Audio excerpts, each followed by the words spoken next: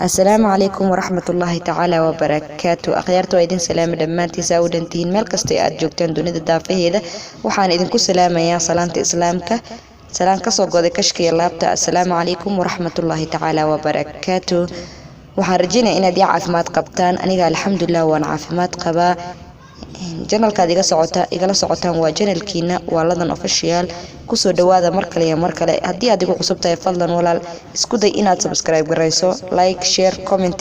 haddii aad ila joogtidna waa ii dhiirigelin commentigaaga, like, sharekaaga. fadlan isku day inaad ilaaliso shuruudaha janalka. kusoo dhawow mar kale iyo mar kale. waxaan rabaa inaan idin dhameystiro sheekadii part 1 iyo part 2ga. part 3geeda rabaa maanta inaan akhriyo.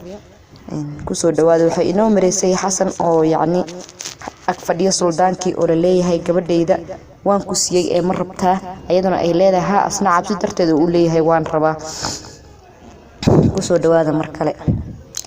waxaa sidii hore u sheegnay sheekadan waxaa ka sheekeynaya xasan in la yiraahdo xasan olol oo ahaa nin reer Sanaag ah. kadib suldaankii nin gaaban oo meesha fadhiyay, nin garweyn oo meesha fadhiyay oo Sheekh Cumar ugu yeerayay ayuu ku yiri, Sheekh Cumarow, anigu gabadha aabaheed ayaan ahay. wiilka waa wiil yar, wakiil u noqo ayuu leeyahay. waxaa leeyahay suldaanka oo gabadha dhale ayaa saas dhahayo. anigu wuxuu leeyahay aniga waxaan u ahay gabadhayda ayaan wakiil u ahay ee wiilka waa wiil yar u noqo wakiil. kadib sheekhi ayaa igu yiri, xasanow ma ii wakiilatay markaa da'daydu 15 jir ayay ahayd. haa ayaan ku iri, sheekhow waan ku wakiishay. dabadeed suldaankii iyo sheekhii ayaa gacmaha isa saartay oo wixii meher ahaan jiray dhameeyay. laakiin inta uu meherka socday ayaa aqal weyn oo ilxid leh la dhisay. waxaa kale oo la ii keenay dhar aanan weligay arag oo xariir ah oo ay ka mid yihiin go-shaal ah, macawis abu sarandi ah. sarandidaas aniga ma fahansani waxay tahay, yacni sawira u qaatisa u malaynay aniga. sarandi ah, kood iyo cimaamad. kadib waxaa la isiiyay biyo aan ku soo meydho. kadib markii aan soo meydhay ee aan soo labistay ayaan anigii isdaawaday, ileen waxaan sitay labis igu cusub oo aanan weligay xiran. suldaankii ayaa 2 wiil ku yiri, alaabtiisa u qaada oo gurigiisa geeya. dabadeed wiilashii ayaa i kaxeeyay oo gurigii geeyay. soo gal ayay igu yiraahdeen. markii aan galay waxaan arkay guri wada ka haya isla markaana aanu faynuus iyo tirig toona ka baxayaan. kadib aniga oo gurigiida daawanaya ayaan maqlay shalaad iyo qisiido soo baxaya. hoy nabi allow, nuur allow, maxamed magaciisa mow sallallahu alayhi wasallam ayay yacni ku akhrinayeen gabadha markay soo galbinayeen. markaas ayaan isiri walle waa tii Aamina ayaa la soo wadaa. kadibna aniga oo halkii taagan ayay Aamina oo ay laba gabdhood galbinayaan aqalkii dalaq soo yiraahdeen. markii ay Aamina igu tiri war maxaa meesha ku taagay, markaas ayaan aniga oo istiil ah ku yiri dee adiga ayaan ku sugayay. kadibna markaas ayay igu tiri waayahay, waxayna iga bixisay mariyihii aan sitay. waxa ay igu soo reebtay ayuu leeyahay garan iyo macwiis kaliya. waxayna i fadhiisisay. laakiin markii aan fadhiistay ayaan si kaftan ah ugu yiri, waadiga malaxiisada watee aan aniguna malaxiis doonto. markaas ayay igu tiri aniga ayaa ku malaxiis ah ee iimaanso. markii ay igu tiri iimaanso aniga ku malaxiis ah, anigu waayahay ayaan iri. laakiin markii aan Aamino waxoogaa sheekeysanaynay ayaa sanqadh soo baxday. kadibna waxaa noola keenay raashin lagu soo guray weel qori ah sida xeedho oo kale. raashinkani waxa uu ahaa mid kala nooc ah. dabadeed aniga iyo Aamina iyo gabdhihii malaxiisadaha ahaa ayaa halkii raashinka ku wada cunay. kadib ilayn waxaan ahaa nin aan maanto dhan waxba cunin oo gaajoonaya. Waxaan markiiba cabay caano garoor iyo hadhuudh ku jira ayuu leeyahay. Laakiin markii aanu raashinkii dhammaanteen wada cunay ee weelkii la celiyay ayay Aamina Suldaan hilibkii ka reebtay Jenny iyo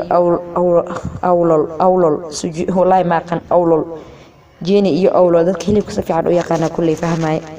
Anigu raashinka iyo weelkii cida keentay iyo cid weelka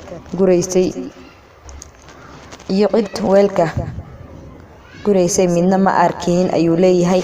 Yani raashinkii oo la wada baa la keenayay haddana weelkii iyo wixii la gurayay mana arkin ayuu leeyahay. Aniga ma aqaan. Intaa kadib Aamina way i kaxaysay oo waxay i geysay halkii aanu seexanaynay. Kadib labadii malxiisood waa la fasaxay waxayna nagu yiraahdeen nabadgelyo ileen aroos lagamana raago. Intaa kadib Aamina waxay i siisay go'aan guntado, isla markaana macawistii iyo garankii waxay ku dartay maryihii ay markii hore iga bixisay. Iyaduna wixii ay dahab xidhneed ayay iska bixisay. Dabadeedna waanu iska sheekaysanaynay. Markaas ayay igu tiri, Xasanow, aabbaha iyo hooyada aniga ayaa caawa kaaga xiga, adiguna sidoo kale adiga ayaa yacni iga xiga aabbahay iyo hooyaday, waayo nin iyo naagtiisa ayaynu noqonay. Marka waxaad yeeshaa horta meesha aad hadda joogto bismileyso. Tan kale marka ay da'daadu gaadho 25 jir waxaan ku siinaynaa koofiyadaasi oo ah mid aad adigu dadka ku arkayso. Waxay leedahay waxaan ku siinaynaa koofiyadaasi oo ah mid aad adigu dadka yacni aad ku arkayso laakiin aynu ayagu ku arkaynin. Waxa kale oo aanu ku siinaynaa fargal aad farta gashato. Fargalkaasi waxaad u isticmaalaysaa marka aad damacdo in aad meel tagto. Fargalkaas ayaad xoqaysaa kadibna waxaad arkaysaa adiga oo meeshii aad doonaysay taagan. Markaas kadib yacni waxay leedahay fargalka aad xoqaysaa waxaad arkaysaa adiga oo taagan meesha aad rabtid, meel kasta oo yacni ahaato. Waxa kale oo aanu ku baraynaa inta dhir arlada taalo iyo noocyada daawada iyo dabiibta ah ee tiraahdo noocyada yacni waxaan ku baraynaa ay leeyihiin daawada dhirta taala yacni adduunka, noocyo daawo iyo dabiib ee ay dhirtaasi leeyihiin. Waxa kale oo aanu ku baraynaa inta af ee adduunka looga hadlo haddii ay ahaan lahaayeen af Islaam iyo haddii ay ahaan lahaayeen af gaalo. Yacni waxay leeyihiin waxaan ku baraynaa noocyo kasta oo dhir waxay ahaadaan wixii daawo gale iyo wixii kale. Afka oo dhan ayaan ku baraynaa.